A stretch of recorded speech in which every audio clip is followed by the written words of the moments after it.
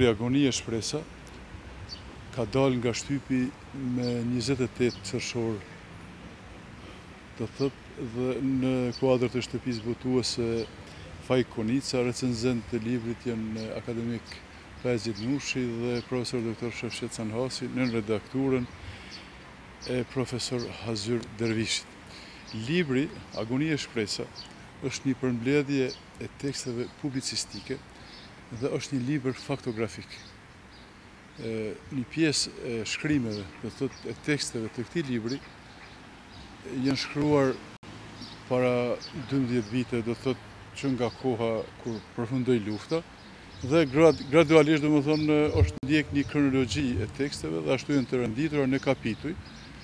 Kapitulli i parë përbën luftën në fshatra, do thot, tokë djegur për rreth qyteteve,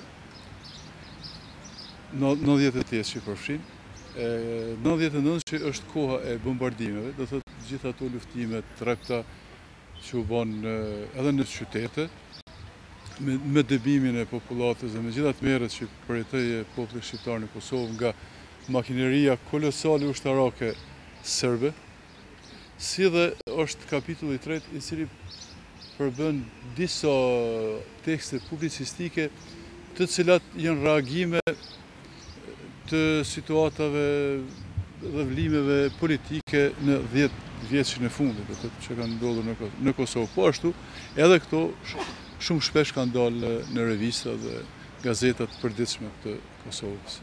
Po, në fakt, çka ju shtyri që të botoni këtë libër? Përmendet që ka shumë elemente ose ngjarjet faktike në gjitha këto të përfshira në këtë libër. Cila është arsyeja që ju vendosët të përmbledhni në këtë libër?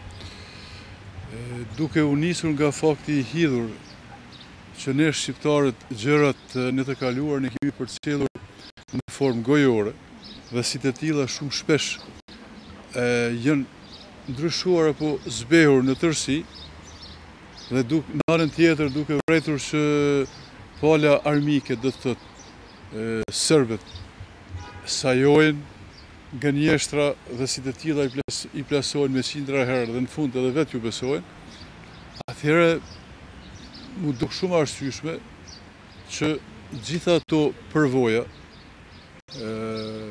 vetëvëzhgime, gjithmonë të bazuara në argumente, t'i hudhin në letër dhe ashtu si të tilla të ruhen për brezat që vijnë. Përfshin tekste gjatë se cilave do të thotë kom qenë edhe dëshmitar vetë, pjesëtar aktiv ose pasiv i ngjarjeve. Bie fjala kur përmenden helmimet e viteve 90-ta, unë nuk kom qenë në atë kohë në Kosovë, po flas gjithë nga këndvështrimi i organizatorit të simpoziumit Kosova sprova ndërgjegjes mjekësore që u mbajt në Zagreb. Do thotë, në cilësinë e organizatorit simpoziumit dhe gjitha ato dokumente të cilat disponoja në atë kohë si organizator, i ruajta edhe gjatë kohës luftës së përgjithshme në Gjakov, gjitha ato dhëna shumë me vlerë nacionale janë në këtë libër dhe disa nga ato për herë të parë dalin para opinionit. Dokumentet me një vlerë speciale, të veçantë, janë të shoqatës mjekëve të Serbisë, ku një nga konkluzionet e takimit tërë në Prijepole në Prokuple me 30 mars të vitit 1990 është, domethënë, një nga konkluzionet që kanë pesh është largimi i dekanit të atëhershëm të Fakultetit të Mjekësisë me dhunë, do të thotë ne gjeneratat më të vjetra i kujtojmë ato skena në televizion kur është hudhur dekani, si dhe mbyllja e Fakultetit të Mjekësisë. Ato dokumenta, do të thotë, e kanë vlerën e vet, edhe në moment të caktuar tash ka ardhur koha të prezantohen, dëshmojnë se pushteti serb asgjë nuk ka bë ad hoc, do të thotë, të rastit. Ato gjithmonë kanë qenë të mbështetura në platforma të njohura tashmë anti-shqiptare dhe përveç Fakultetit Mjekësisë dhe Shëndetësisë që u rënuan atë kohë, u rënuan edhe gjitha institucionet legale të shtetit, pushtetit Kosovës. Filloj me shëndetësi, u inskenuan nga vetë serbët. Thojza u inskenuan sepse ata ishin autorët, ata dinë si e kanë zhvillu skenarin e tyre për helmimin e fëmijëve tonë. Prej atij helmimi, pastaj pasuan veprime të tjera dhe në fund Kosova u rënua në tërësi, duke përgatitur terrenin definitiv, akti final i luftës 98-99. Më tregoni sa ju ka marrë ndoshta kohë për të punuar dhe për të nxjerrë këtë libër në fund? Për të shkruar një libër 345 faqe sa i ka libri, duhet një punë kolosale, duhet një kohë shumë e gjatë. Gjitha ato tekstet të cilat i kumë pas të shpërndara në për media elektronike, internet, ma është desh tim ledhi, të rënditën, të redaktohen, të ilustrohen me fotografi adekuate, përkatëse, dhe do të tëtë intenzivisht, para publikimit është punuar, mund të them 3 vite, kohë intenzive, me pauzat shkurta. Më tregoni edhe kur do të bëhet promovimi i këtij libri, për ata që nuk e dinë? Në marrëveshje me redaktorin e shtëpisë botuese, Fajk Konica, në kuadër të së cilës është botua dhe libri, është caktuar termini me 2 shtator në bibliotekën kombëtare universitare këtu në Prishtinë. Dhe kanë të drejtë marrin pjesë gjithë ata që dëshirojnë?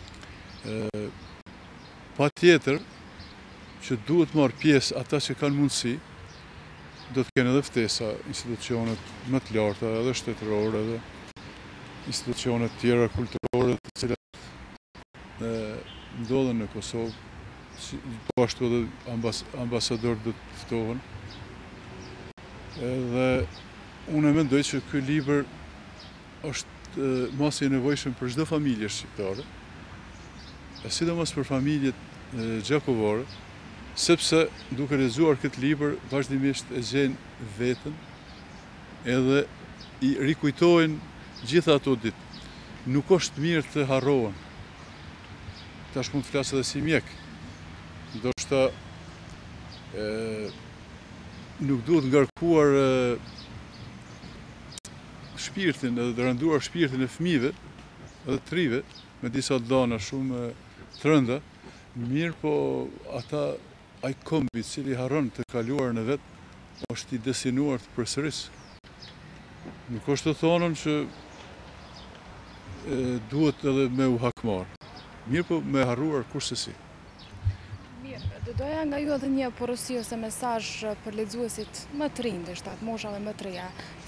Cili do të ishte mesazhi juaj këtë rast? Mesazhi për të rinjët është kur të mos e harrojnë historinë e tyre të dhëmshme, të 100 vjeçarit të fundit, kur të mos harrojnë kush janë armiqtë e përbetuar të kësaj toke dhe këtij populli, kur mos të harrojnë kush i masakroi baballarët e tyre, sepse harresa na kushton shumë shtrejt. Ky libër rifreskon memorien historike të çdo qytetarit të Kosovës. Dhe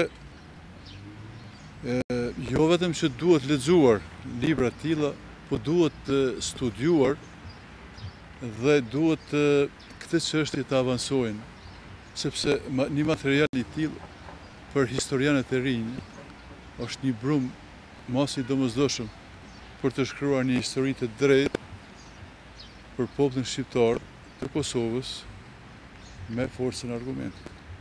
Faleminderit shumë zotëri Bardhi, suksese. Faleminderit edhe juve. Po ashtu.